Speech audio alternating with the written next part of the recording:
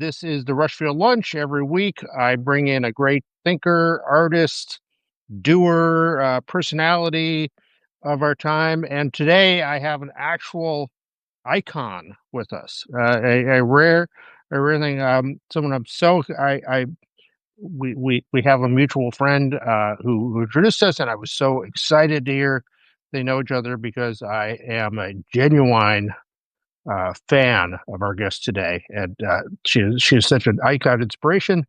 And I have read her new book as well, which is entitled "Nice Girls Don't Win: How I Burned It All Down to Claim My Power" by the great our guest today, Parvati Shallow, uh, sur- survivor of Survivor and icon of the reality TV world. Thank you so much for joining us, Parvati. Hey, Richard. Yeah, it's just a sweet little title for a book. It's a fantastic book. We're gonna get to it. We're gonna talk about it. But everyone should absolutely read it. Uh, Available. It's I think 6 days until you're released now. So, Yeah, but well, they can buy it now. They can get the yeah, pre-order now, and if they go to the link in my Instagram bio, then they can get a signed copy until the look at release. that. I know. So that's like a little. That is very exciting. You should all do that. Pre-order now. You will not regret it. It is worth it. I've read it, and we'll be talking about it more. You read it in like a. Um, What's that? I read it in 3 days. It took me to read it very quick. It usually takes me out at least a month to get through a book. So I tore through it. Inspirational and just very interesting, entertaining. You are beautiful. You have no business being so good a writer on your first book. That took me decades to figure out to be half as good a writer as you, but it's wonderful. I want to. So first question, I have a long list of questions, and this was way down in the order that we're going to build up to, but it's the thing I really want to know about. Um, Most of all, so I just started, but on Survivor, the bugs and rats walking around on you while you sleep, in your food, everywhere. I Whenever I sort of fantasize and picture myself um, doing a show like that, not that I could in any way, but that is for me the deal breaker. How do you survive that? For me, it's just eye on the prize. Like if the goal is worthy enough, then I will do whatever it takes to get it. But It's sort there's rats. You refer in your book to the rats at your feet while you're sleeping. yeah. The- Wait, and also, I don't like spiders. Like I am called the Black Widow, and I don't like spiders. They freak me out. And on season 40, I'm watching the show, and we sleep with our buffs over our head at night so that the bugs go in our mouth or our nose or ears. Oh my I know. god! And they show a night vision shot of someone sleeping with a spider on their head. Oh my god! And it's a big spider. And I look closely, I'm like, "Oh, that's mm, so gross." I'm like, "That's fine." And it's me. It's my head that the spider is sleeping on. I Yeah. have Oh, no idea. I, I would like have I would go and to the doctor and say I need this piece of my head surgically removed, and like I need you. I can't have this part of my. I don't And I but there are people who love Big Brother. Like they can play Big Brother for 100 days. I could never be contained in a house. It was hard enough for me to play Traders in a castle for 3 weeks. Like which they keep very clean, unlike the Big Brother house. yeah, exactly. And we can go to bed at night in a different room. Like it's not like a bunk room.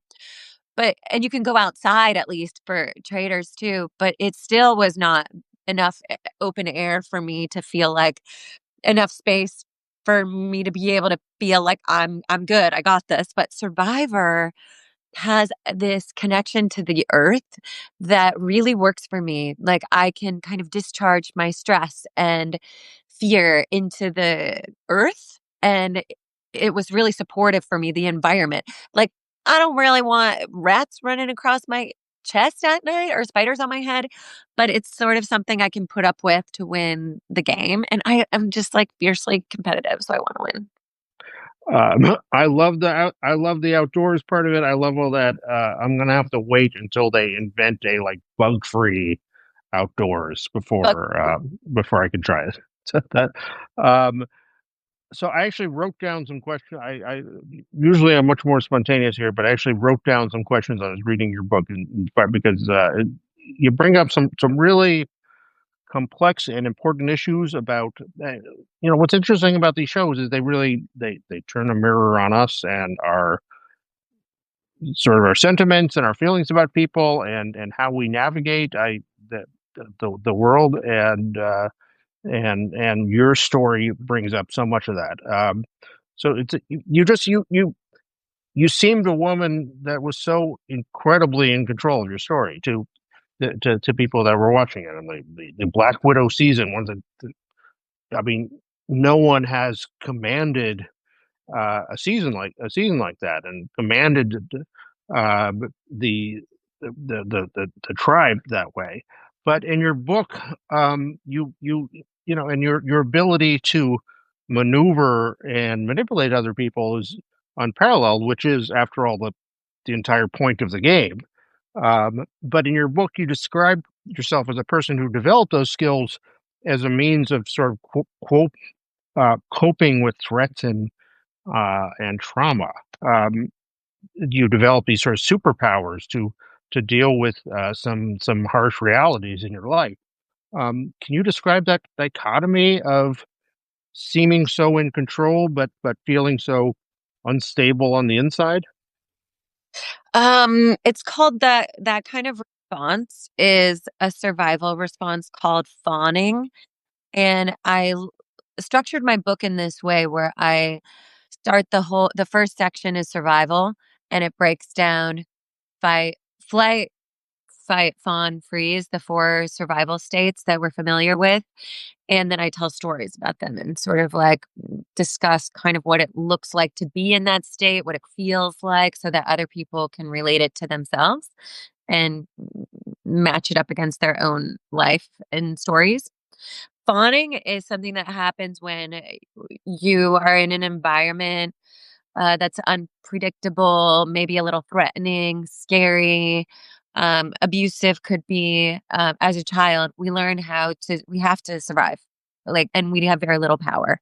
So, one of our modes of surviving that kind of childhood is through the fawn response. And it's really this sort of hybrid of freeze plus social engagement. So, like, on the inside, I am like alarm bells are happening or my stomach is tightening or I'm like feeling quite restricted and tight and under threat. But on the outside, because I'm in this game where I have to bond with you and get you on my side and like we're voting someone else out so that I can stay safe. I have to stay engaged with you, even though I'm feeling really threatened. So I'll put a smile on my face. Yeah. I'll, mirror back whatever gestures you're doing to make you feel like you can trust me. It's sort of this natural response that we as human beings, thankfully, know how to do. It's like an adaptation that we have naturally to be able to activate this response in those types of environments. And Survivor was an environment that was looked beautiful on the outside, but very hostile under the surface. It's like I have to like play nice and pretend that we're best friends or we are going to actually become very close, but underneath that connection that we're making, we're competing to win and only one of us can win. So it is still a competition. I can't trust you, you can't trust me, but we have to rely on each other to get further in the game. We have to rely on each other to physically survive this landscape. So it is a really kind of bizarre paradox living through something like that. And I related it to my childhood growing up in this hyper controlling commune. You grew up in, yeah. Tell us a little about that. You grew up in an ashram. with a sort of, would you call her a cult leader, or how would you describe I'm not using that language, but she was a very charismatic, powerful guru who used psychological and emotional abuse and manipulation and financial abuse and controlled the people in her commune, including my parents, including every adult that was involved in it. She was arranging marriages, she was sanctioning relationships. If people had a relationship that wasn't sanctioned by the guru, she would split them up and force the man to become a celibate monk. That happened on occasion. And she was orchestrating schemes to get people's babies and claim them as her own. So you interpret that however you will.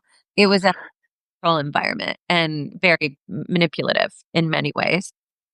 So that was like the water I swam in until I was 9. We let like my parents the book opens with, my parents dropping me out of a window to my dad's arms and escaping the commune, and then they end up going back because they don't have the support structures set up for themselves to actually, like, live and be okay outside of the commune, so they go back and, it just as I was doing the research for the book, I happened upon a statistic that it takes I think it takes a woman, about 7 times on average to leave an abusive relationship. it?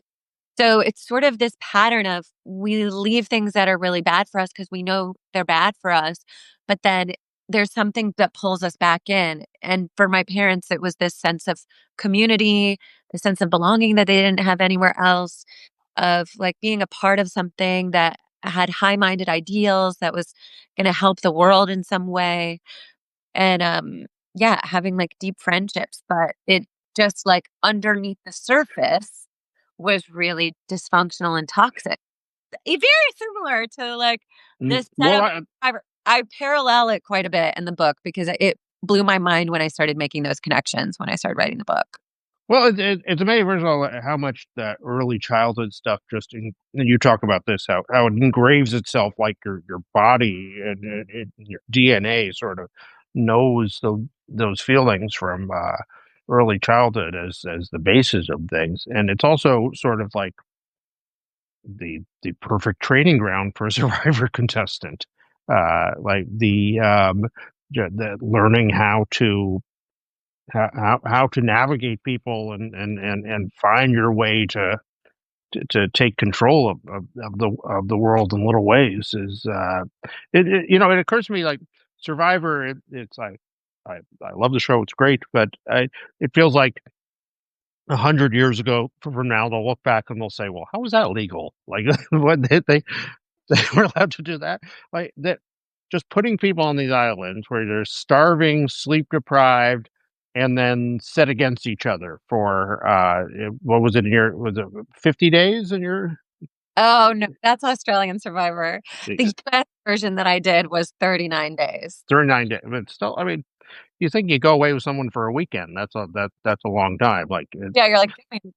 so that experience, I mean, that you really do see what people are made of, and it's the recurring narrative of reality TV on every show is there are people that always the the the boundary of what is a game and what is real. There are people who have an easier time and a harder time of remembering that, and I think in Survivor that's almost impossible to hold on to, like the this is just a game, so we do what we want to win. Um, how do you feel about that? Yeah, I agree. It is really hard on some to separate game from reality, especially because of the physical element of Survivor where, like, we're starving. So it is very real what's happening to our bodies out there on the island. So, if you're playing chess or you're playing Twister, it's a board game. Like, you can put your body on the board game and you can take your body off of it. But with Survivor, your body is the game. It's part of the game, the hunger that we experience out there is an element of the game. The discomfort, the bugs, the rats, it's an element of the game that blurs the lines between, well, is this like what's real? Because it feels like my body didn't know that I wasn't gonna die. Like, my body was like, "You're starving, you're gonna die." Like, and I would stand on a stump and hold my arm up for 6 hours, and my body was like, "This is not a." Yeah. But was like my brain was like, "No, we're playing this game. We're gonna win." So I would constantly, to do well on Survivor, have to override the signals of my body. So I had to override my hunger pains. I had to override my pain sensations in challenges. I had to override the sense of like, this is wrong to lie. This is bad to hurt someone. I just kept overriding that. And then when I came back to my real life, I didn't have any, uh, concept of what I'd been doing because 'cause I'd just been automatically doing it because I wanted to win this game. I'd separated my brain and my body. And you So talked about how your body physically shut down, like when you got back, like when you were doing boxing and your body couldn't respond to it anymore. yeah, it was totally like my nervous system was maxed out. I was running on like fumes. So we have this window of tolerance, of stress tolerance that expands and contracts. And for me, it was like so shrunk from having been depleted for so long and operating at such a high stress threshold for 39 days. Like my body was like, we can't take any more stress. So I couldn't do stuff that I used to be able to do. Like I could go to the gym and box. And when I came back from Survivor, I had a panic attack in the boxing gym. And I didn't get it because it wasn't like a thing that people talked about. Like now we talk about the nervous system and the body keeps the score. And we know about somatic body work to help strengthen and resource our nervous system so we can handle life. Back then, there wasn't Instagram. Like I didn't get these updates about what was happening. So I was just like, I've lost my mind. I've lost my strength. Like who am I? And I just had a full breakdown. I can imagine. And there's another element to it. By the way, if you're just coming in, please send your questions in the comments here. We'd be glad to take them, or your comments or heckles or whatever you'd like. But there's another element to all this, that which is the way that we look at women who play this show well. And you've got some shocking uh, quotes about how people responded to you. And so the point of these shows, the point of Survivor in particular, is to manipulate and to overcome other people and to win. And but we, and I think it's still true. It's still true now that we punish women for exercising those skills. And you look at like Boston Rob, he takes people into confidence, he wins people over, he is totally lying to them, but completely gets them to believe it. And we say, "Oh, amazing player, great play," and no one seems to resent him for it, or hold that against him. They celebrate him for that. But for you doing the same thing, it elicits, both on the part of a lot of your fellow players and people in the audience, this rage and this response. Like, tell me about that. I think everyone's got mommy issues. Good way to sum it up. Yeah, but I think, I mean, it's no secret that women in power and exerting our power is perceived differently than a man doing that. And Rob is the perfect example because he fits the archetype of he's the family man. He has a bunch of kids. He married his survivor sweetheart, Amber. He is He invented the showmance. yeah, like Rob is that, like, he doesn't ruffle any feathers. He goes with the grain of society. So he's celebrated for that. For me to come into the landscape of Survivor at the time that I came in. It was 2006. The culture was very different than how it is now. There was a lot of exploitation of women, especially young women, and reality TV was still kind of fresh. I was cast as like a hot recruit. Like I was like a hot bikini girl, and that was sort of going to be my whole arc for Survivor, and I surprised people, like, I actually having a brain and using it, and I think I made a lot of people mad too doing that 'cause they're like, "Wait a minute, she's just supposed to be eye candy, like, this is not." Yeah, it might And get voted out off, 8th or something, and then that's, yeah, and I think when people watch reality TV, we or when we watch TV in general, we're watching and we're having feelings as we're watching these shows. So I don't know. Like I just made people feel uncomfortable. And what do they do with those feelings? Like it's just like social media now. If people have an uncomfortable feeling, they go troll someone or I don't know. But that's what was happening for me at the time with the press, with like the feedback I would get from people on the streets sometimes would come up and tell me how much they loved to hate me and how annoying I was. I I mean, was like, oh, some of the quote, some of the I don't even want to repeat them, but I mean, some of the things that reporters put in print, talking about you are shocking to read today. It's like, I mean, it makes you feel like maybe we have advanced a little bit if these are so short, because you can't imagine someone writing those things now. But it has anyone apologized to you for the things they wrote back then? yes, and that reporter who I quoted is my friend now, Oh, and yeah, like, we have, had a good conversation, and they don't. people can grow. That's a good story then. Yeah, and I don't hold a grudge, like, I just think we do the best we can with the information that we have, and I think at that time, it was so exploitive, and I was so young, and I didn't really have a sense of self, and I came from the service industry. I was a waitress and a bartender, so I exploited myself constantly for cash in those jobs, and so I was just like, "Oh, what's another this is just another arena of self-exploitation." So when people were saying those things about me, it sort of matched how I already saw myself in a way. So I didn't feel like, oh, they're fucked up. Like they're wrong for saying this stuff. It was like, oh, yeah, I guess that's true. So I internalized those comments and that way of seeing myself for a while, really in a detrimental way, because I started making some pretty unhealthy choices in relationships and in my life, and had to kind of claw my way out of that into a place of a higher self-regard.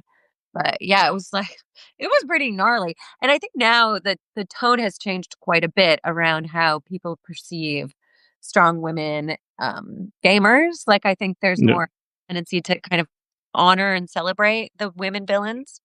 Well, your story definitely the way that is seen has changed. We'll get to that, but I think I think you're right that it was just a different time than everything. Because I remember, I mean, when season two aired, I remember Jerry Manthe was considered like the most evil person. Like it was like Satan had risen up and was appearing live on your TV set. Like you couldn't imagine it. I went back. I rewatched season two recently.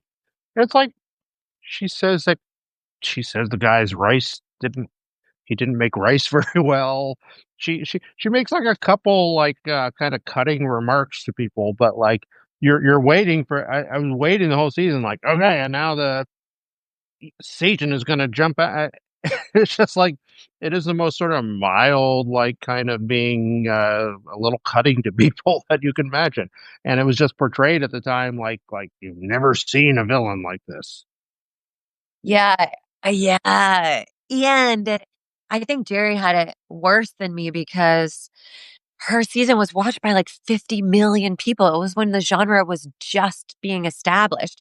That's when everyone, who was cast on the game was a very clear, very one note, sort of boiled down, oversimplified archetype. And she was put in that role of Disney villain and Yeah. really fit it. I know Jerry, she's very sensitive and very empathetic and like cares about people. And she also is highly opinionated and will speak her mind. But like other people would do that too. Colby did it. Like other people on that. Colby said things that were way worse than anything But Colby's American, so yeah. like he has blue eyes and blonde hair. Like, Yeah. I mean, Colby was calling Keith a bozo and all this. which is all kind of light. That's like kind of, you know. And Jerry just said she didn't like his rice. Like that was like, Yay! It's truly yes, it is like a mark of I think Survivor is it is a very it started out as a very sort of masculine game and it's like venerates these survival of the fittest, like living off the land, like the survivalists. That's sort of how it started, which is seen as a kind of a man's world. And then when women stepped into it, I think there was maybe, I don't know, I'm kind of just spitballing right now, but you tell me what you think about this. yeah.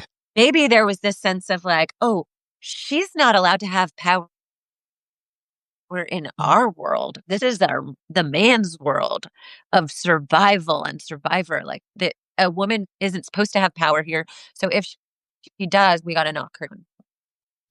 Yeah. No, I think that's very true. And I think it's and I think it's like the heroes in each tribe or sort of the ones that are seen like, oh, these are the people that are going to win are like the ones that are really good at the physical challenges.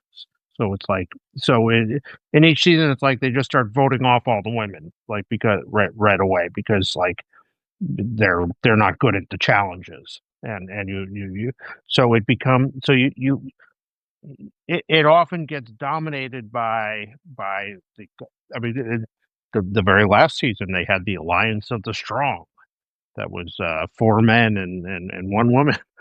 Which is like so archaic. That's such an old It was draft. it did not Hopefully work out evolved beyond that. and it did not work out for them. It's the Good. punchline of that. Sorry to spoil, but it but like but the other thing is it seems like in every season that you get a bunch of women getting together and they say we're going to start a women's alliance and then almost always falls apart. Your season is the one season that you kept it together and you controlled this. Has that happened on any other season? Kim Spradlin did it on One World. They had a solid alliance. But ours But was sort of like ours was the history maker because of what happened with Eric and the immunity necklace. that which you know, I mean, talking about maneuver goes down as probably the greatest maneuver on Survivor in history, and in which I can spoil for those who've seen it. You convinced someone right at the end that you were top five, then the final five, Yeah. to give up his immunity necklace and give it to someone else, and then immediately voted him off, which was sensational. Um, but talk about like so you talk about how during COVID people started that at the time you felt like you were castigated and villainized for having done that, and you were brought back and you were brought back on the heroes and villains season as a villain, which you know sums it up. There, but you talk about how in during COVID people started rewatching and the narrative on you started to change. Like how did you start to feel that, and how did that come about? Oh, yeah. Well, you know what was happening? People were streaming seasons of Survivor back to back. So Yeah, when I played originally, there was no streaming. And it was like 1 year I played.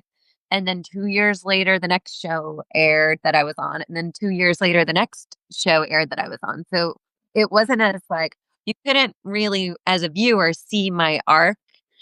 So in such close consecutive time as when people now are watching in COVID, and I wrote about this in my book because I think what happened was we were all shut in our houses and we were longing for like adventure and escape and nature and socializing. And Survivor fits all of that. So it was the perfect kind of replacement, like the surrogate sort of experience of what we were all missing during COVID when we were trapped in our houses. And And it people was are but it was a new time, and they saw your story and your maneuvers in a very different light now than had been. totally. Yeah, and it was like the people that were watching, I think were sharing word of mouth to other people and saying like, "Oh my god, this girl's incredible." And then the gay community really picked it up and ran with it, and everyone's calling me mother and saying how great I am and making memes and impersonating me and having parties and dressing up as me for Halloween. And it was this like super joyful kind of reclamation that felt really good for me where I was like, "Oh my god, I feel like I'm finally being recognized for, like, doing this very hard thing and succeeding at it." And I feel like it Survivor was the intersection of all of my skill sets. Like, it was Mhm. really made for me. I feel like I was designed for Survivor, Survivor was designed for me, and it felt good to get recognized by people who were not judging me as bad and wrong for having played the game to win and using my specific set of skills to do that. They were, like, wanting to emulate it. They saw me as confident and courageous and brave, and there a lot of people have told me now when I meet fans on the street, they'll say that I gave them, like, the courage to be themselves or to stand up for themselves or use their voice, and I love that.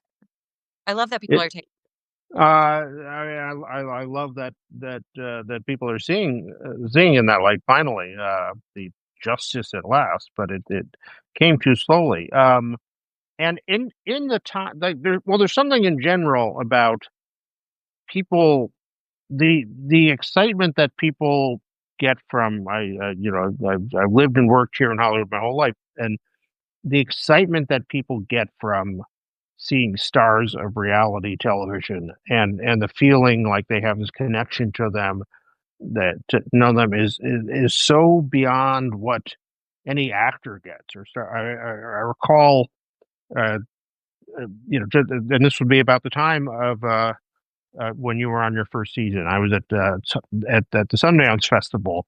It was the height of the Paris Hilton era, so about 2006 or seven. So just about when you had your first season, I was at this cafe that was for the stars and everything, and it filled with A-list. Demi Moore was there, Ashton Kutcher, and all these other people.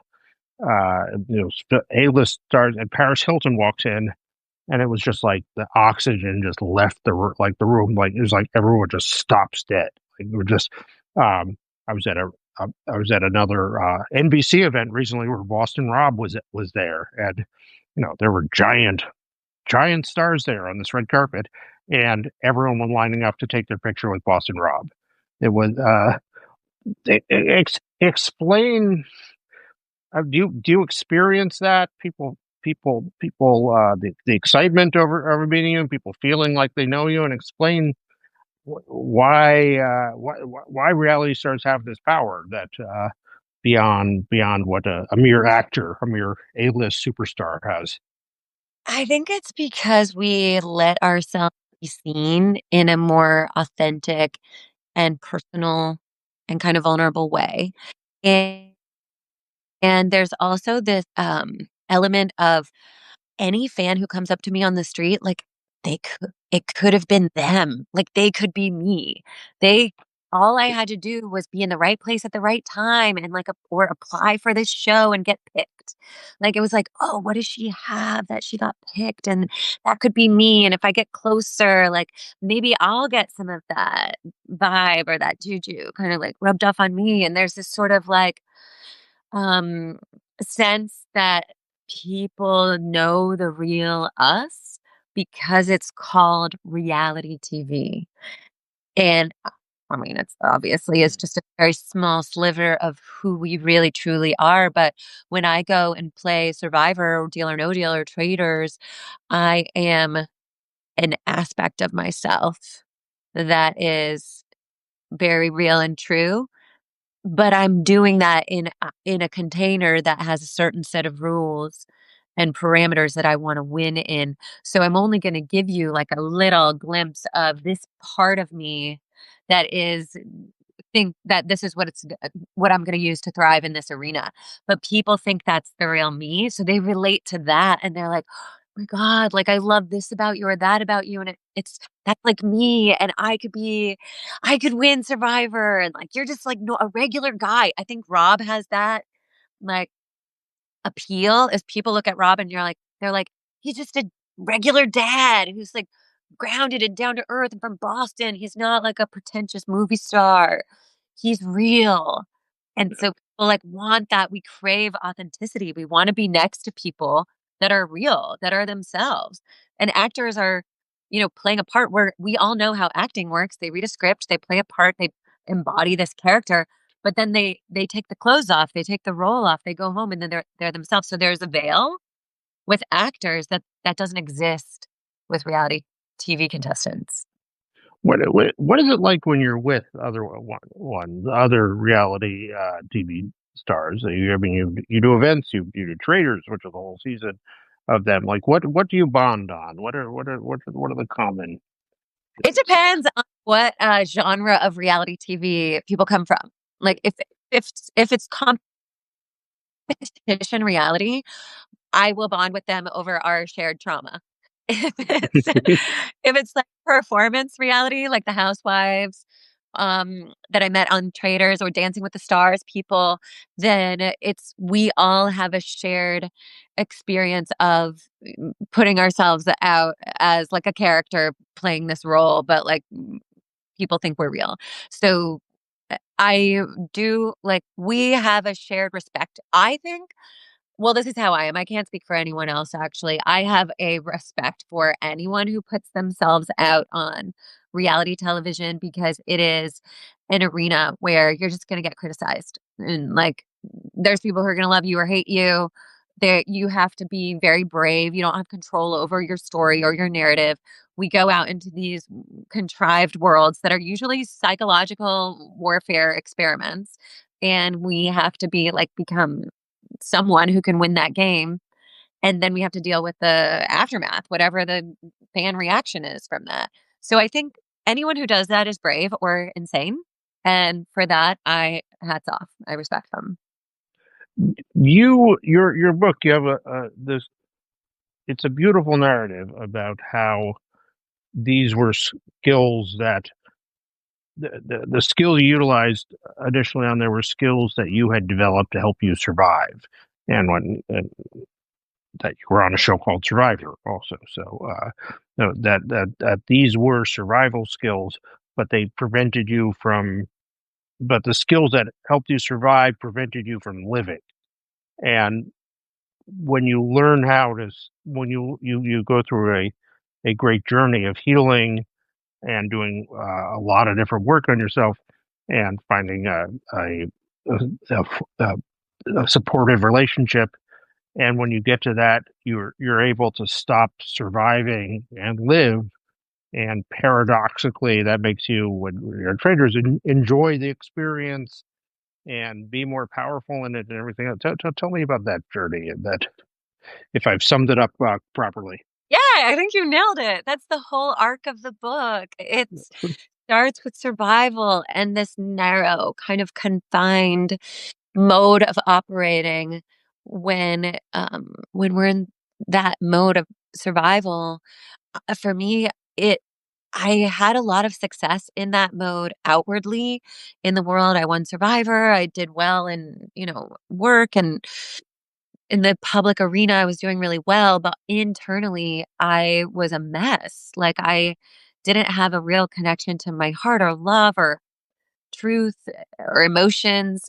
I couldn't feel pain really because I was constantly overriding it and running away from it. So once I realized that was no longer that mode of operating wasn't working for me anymore, and I slowed down and started doing the work to shift out of it and let go of survival mode. Um, a lot of really extraordinary experiences started opening up for me, and well, starting with the death of my brother. when I experienced the depth of grief, losing my brother, it cracked my heart open, and I was like, "I can't keep living in this way anymore." So it changed me. Fun grief really softened me and changed me and opened me up to love in a deeper way. And then from there, I got into a new relationship, fell madly in love with a non binary person, and had my first queer experience, which just blasted my mind open and my heart open even more. And then my whole life just started expand. The possibilities of my life started expanding, and I was more true to me and more aligned with the truth of who I actually really am. So when I went and played Traders, and then I went and played Deal or No Deal, and I went and played Australian Survivor, which hasn't aired yet, but is coming up in August, I was freer to be more present in that game, to be more myself. I didn't feel like I had to perform as much. And in that kind of presence, there's a lot of power. It's a beautiful story. I want to ask about. I want to go back a little bit. Ask about because this is the we're a Hollywood entertainment industry publication here. We speak to Hollywood and the coping mechanisms that you talk about, fight, flight, freeze, or fawn, and you learn fawning as a superpower. Um, gonna, I'm going to read a quote from your book here. You say, fawning is one of the most socially rewarded survival instincts of all time. Other people love it when we fawn over them. We can amass friendships, money, coveted jobs, romance, and awards. All you have to do is trade your truth, if you even know what it is.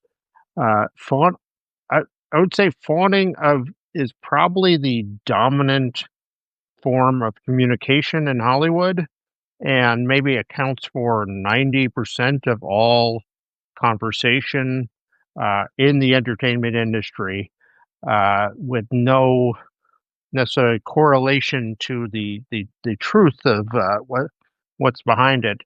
Um, it's a incredibly powerful thing, but it's a power we deride and mistrust. And so tell me about fawning and what it can do, and how you mastered it, and why it and the effect that it has on those who use it.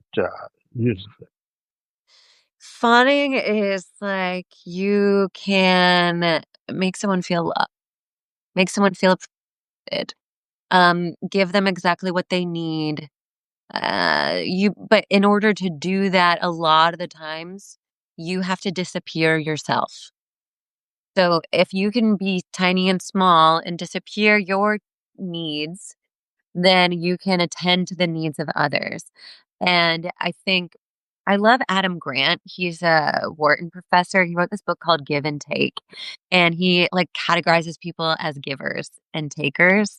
And then there's like the people who are reciprocity people, but the givers and the takers kind of match up with each other because that's their most familiar and comfortable place of operating. So fawners are givers. Like we are people who tend to fawn as your sort of go-to survival mode, or of like mode of operating and getting what you want in life are the ones who will shrink themselves tiny enough so that they can give the other person whatever it is that they think that the other person needs so that they can feel safe and get their needs met. It's really manipulative, actually, but it's kind of like subtle, and it seems like it's not manipulative. It seems like it's generous to be a fawner and to be a giver, because you're so small and putting yourself like way, way back and putting everyone else ahead of you. But it's actually like you're not being honest and true to yourself about what's important to you and what matters to you. And you're keeping your mouth shut when you should be speaking, and you're smiling when you should be like cut, ripping someone a new asshole. And it gets you what you want. It keeps you in the room. It like gets you jobs in Hollywood. Of course it does. Like auditions, you go in and it's like, I want someone to pick me, pick me, pick me. So if a person is attached to some kind of objective and are going into an interview, a pitch meeting, a audition, and are like, "I need this job. This is like, I will do anything for this job." You're probably gonna fawn, and, like, if you can, the kind of the medicine for it, the antidote for it, because I think what gets people the job, and I think what gets people the lives that they really wanna live is authenticity, is being true to yourself, and what makes someone really magnetic is authentically being themselves. Like, Mm. we know this to be true. Authenticity is one of the most highest frequency states to be in. It's the most powerful state to be in. Very attractive. If you can if you can have something in your mind that you're like, "I would love to do this." Like, there's so many people who wanna play Survivor, and I'm like, "Why do you wanna play Survivor?" And they say like, "Oh, the adventure. I wanna test myself." I'm like, "Okay, you could do that in any number of ways. It doesn't have to be Survivor." So if you can let go of your attachment to the outcome, like, "I wanna be an actor," and you put yourself into the audition room and you're like, "Okay, I wanna be an actor, and I'm going out on this audition, like, I'm gonna be an actor. I'm gonna be in a movie. Maybe it's not this movie, but it's a movie. Like, someone I'm gonna act in a movie. It doesn't have to be this movie. It could be the next movie. It could be that movie, but the more you can let go of your attachment to needing someone to give you something, that's what frees you from fawning. And I The do you which makes me wonder, are you still a life coach? Do you still have clients? Because I think you'd be very good at it, I'm from that speech. It's uh I'm never gonna and also, just to, like, add one more note to fawning, there's nothing wrong with it. Like, I really wanna destigmatize these survival modes, and I hope I did that in my book because they're an important part of our lives. Like, we need to be able to fawn. We have to. Certain circumstances, it's a vital mode of operating, and we gotta do it, especially in high conflict situations with people. So, like, I just wanna, like, say that. But yeah, I do still work with clients. I have much reduced my client load. hmm. I'm so busy with my book, and I'm launching some new creative projects. But yeah, I do. I lead a course with people who pre-order my book can get a bonus incentive if you go to my link on my bio and on Instagram. There's a pre-order bonus, and it is an offering from my course about how to, like, stop people pleasing and about how to empower yourself beyond fawning so you can be more magnetically yourself. So that's an offering that I made for people who pre-order. So I am sort of coaching, but not one-on-one at this point, just through the peer. Um, one we have one question that was sent in. I'm going to ask you from Rebecca, huge fan of yours. Something that's interesting to me is how much the show has changed, how much Survivor has changed socially post season 40. Now everyone wants to play an honest game and be friends and kumbaya, but I miss a bitter jury. Does she think that kind of dynamic ever returns, or is everyone too scared to be that way now, and and uh, how they'll be perceived online? Oh, I think the way that the show has changed, because of the casting now is like the people that are getting cast on Survivor are super fans of the game. So they don't want to be a part of a jury that looks bitter or chooses the wrong winner because they're bitter. However, I mean, with that said, we have seen some bitter jury members like Maria not voting for Charlie. That was classic. The, um, do you will you keep going on these games forever? Do you love them still? I love very deeply and dearly reality TV competition. There's nothing like it. It's the intersection of my deepest loves of broadcast, media, and TV and psychology. I'm fascinated by it. I no longer want to be a contestant. I am developing shows, creating shows, producing, Oh, amazing. hosting. I'm stepping into that this year. Is there any show that you haven't been on that you still would do and come back? Okay, 2 shows. I love Drag Race, so I would like to be, I would my ideal is to be partnered up with a queen, and then they dress me up in drag, and they teach me how to do a lip sync, and I do it, and compete with some other like, if we get some other reality contestants to kind of do that and partner up and the queens have to teach us, I would love to do that. Or dance. The, I wanna the do it, people if the people at Paramount are listening, that sounds like you're right. They should get on this. right? There. Fun. Um, Can you imagine Rob in drag? Let's get Rob. I can't imagine that. Well, he should with Bob the drag queen from Yes. they should absolutely be a buddy Yeah. pair there.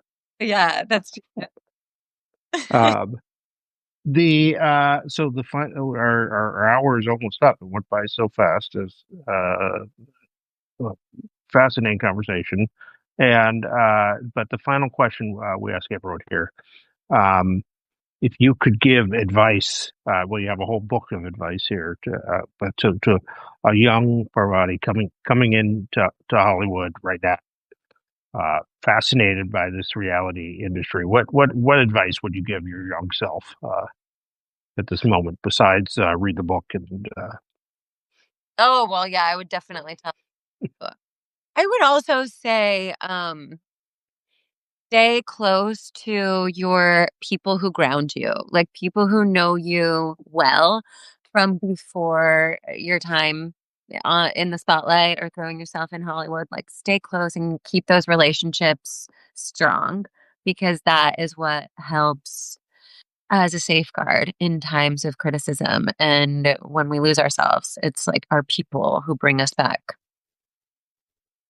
um, fantastic. Nice. The book is "Nice Girls Don't Win: How I Burned It All Down to Claim My Power." Available now for pre-order on Amazon and other fine booksellers. I assume.